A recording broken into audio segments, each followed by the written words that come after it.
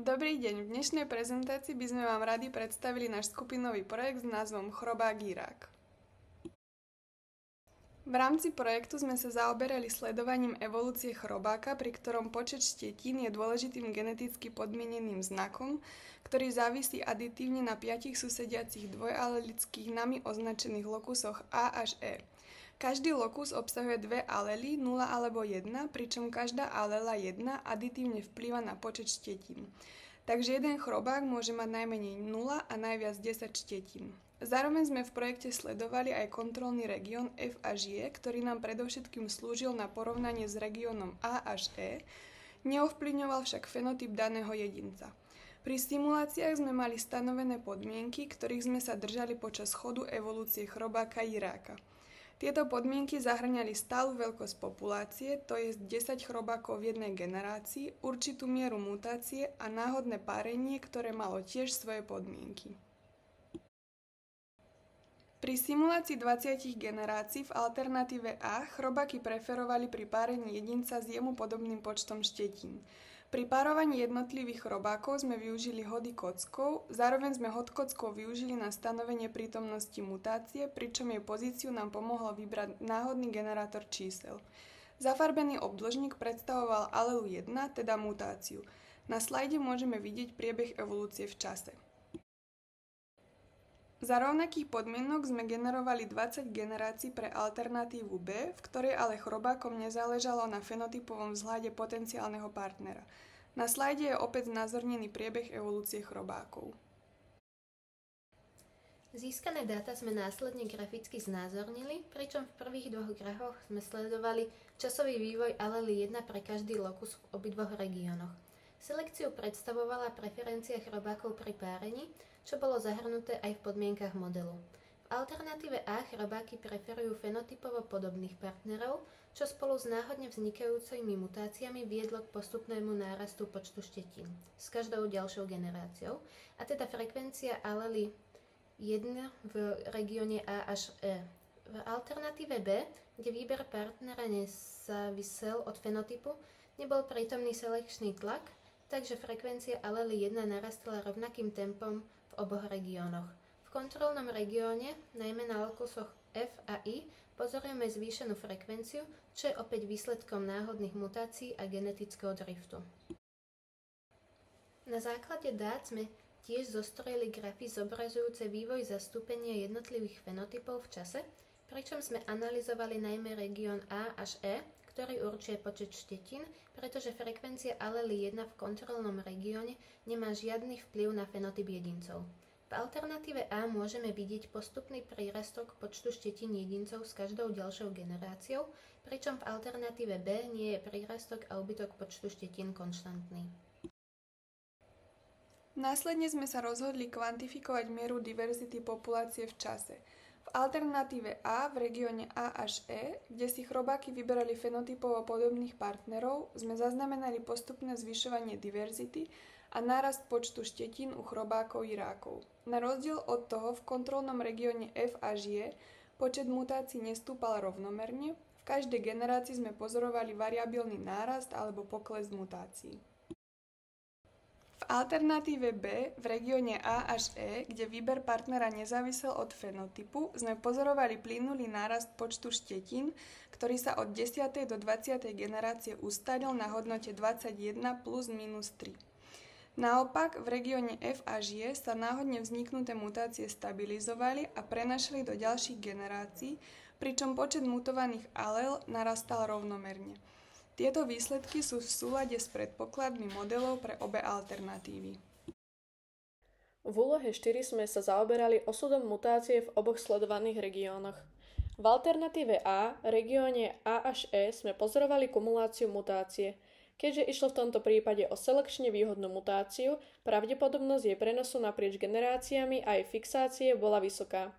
Posun mutácie v evolúcii v kontrolnom regióne F až E, ktorý nevyvíjal selekčný tlak, závisel od regiónu A až E, nakoľko ten určoval, ktoré jedince sa majú možnosť spáriť a teda posunúť svoju genetickú informáciu do ďalšej generácie. V alternatíve B sa chrobáky krížili svojvoľne bez prítomnosti selekčného tlaku, pričom prekvapivo sa mutácie hromadili v kontrolnom regióne F až G. Osud mutácie v oboch alternatívach závisí od stanovených podmienok modelu, genetického driftu a frekvencie mutácie. Ak by bola zvolená vyššia miera mutácie, bolo by pravdepodobné, že by častejšie mohlo dochádzať k spätným mutáciám, pričom by ale aj tak rýchlosť fixácie mutácie bola rýchlejšia ako v nami pozorovanom modeli.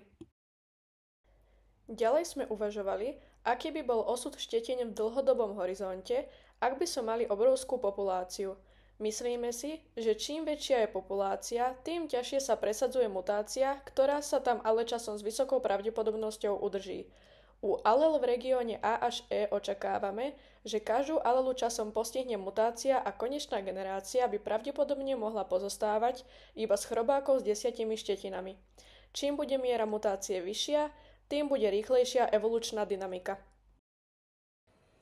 V ďalšej úlohe sme sa zamerali na odlišnú populáciu pozostávajúcu zo 4 chrobákov, pričom našim cieľom bolo pre túto skupinu vytvoriť fenotypový a genotypový strom. Po vygenerovaní stromov sme nezaznamenali medzi nimi zhodu. Táto skutočnosť je daná tým, že genotypový strom reflektuje genetickú informáciu jednotlivých jedincov, zatiaľ čo fenotypový strom zohľadňuje iba výstupy týchto genetických informácií, teda vonkajší prejav sledovaných jedincov. Pri zostrojovaní fenotypového stromu sme do úvahy brali len počet štetín na hlavách jedincov, čím sme si danú populáciu zaradili do 3 vetiev. Ako mieru použitú pre zostrojenie stromu sme použili práve počty štetín jedincov. Jedinec x2 je od x1 horizontálne vzdialený vzdialenosť j, pričom j v tomto prípade predstavuje prírastok 2 štetín.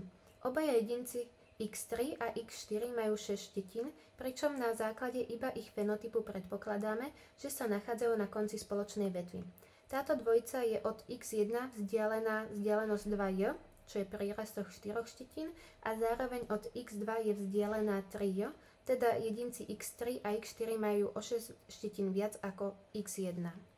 Pri konštrukcii genotypového stromu sme sa pozerali iba na haplotypy jedincov, ktoré sú už na prvý pohľad medzi sebou rozdielne. Na základe tohto pozorovania sme určili, že výsledný strom bude mať 4 vetvy. Vzdialenosť medzi jednotlivými jedincami sme stanovili na základe párovej diverzity, čiže na základe rozdielov v sekvenciách jednotlivých dvojíc. Keďže párová diverzita medzi jedincami x1 a x2 bola najnižšia, umiestnili sme ich na strome vedľa seba, pričom horizontálna vzdialenosť medzi nimi bola 1. Na základe párovej diverzity sme ďalej umiestnili jedinca x3 naľavo od jedinca x1 v horizontálnej vzdialenosti 2, pričom párová diverzita medzi týmito subjektami bola 2 a zároveň horizontálna vzdialenosť medzi jedincami x3 a x2 bola 3, čo sa zhoduje s párovou diverzitou pre túto dvojicu. Zvyšného jedinca x4 sme umiestnili naľavo od x3 v horizontálnej vzdialenosti 4, čo zodpovedá pre ich párovú diverzitu, a následne párová diverzita pre dvojicu x4 a x1 bola 4 a pre dvojicu x4 a x2 bola 3, čo sme zoskupili, a vo výsledku nám vyšlo, že horizontálna vzdialenosť medzi jedincami x2 a x4 bola 7. Vďaka tomuto projektu sme zistili, aký dôležitý je selekčný tlak a aj miera mutácie pre dynamiku populácie. Uvedomili sme si tiež dôležitú úlohu kontrolných regiónov, ktoré nám slúžili na porovnanie vývoja evolúcie v oboch alternatívach. Limitácia tohto modelu bola možnosť zasahovať do výberu pohlavných buniek, ktoré prejdú do ďalších generácií, čím sa mohli nechcene ovplyvniť vývoj evolúcie chrobáka jiráka. Ako zlepšenie by sme navrhli, aby aj výber haploidných buniek bol úplne náhodný, napríklad hod mincov. Týmto spôsobom by sme zabezpečili prirodzenejší vývoj nami tvorenej evolúcie, pričom by sme zachovali jednoduchosť modelu. Na tomto projekte bolo pre nás zaujímavé to, že sme mali možnosť naživo sledovať priebeh evolúcie a pozorovať rozdiely v simuláciách pri daných podmienkach. Ďalšou zaujímavosťou bol selekčný tlak a to, ako výrazne dokáže ovplyvniť šírenie určitých znakov v populácii. Zaujal nás aj celkový priebeh realizácie tohto projektu, pretože bol odlišný od ostatných projektov, ktoré sme doposiaľ vypracovali počas štúdia. Táto práca nám tiež umožnila využiť našu kreativitu pri návrhu simulácií. To bolo od nás všetko a ďakujeme za pozornosť.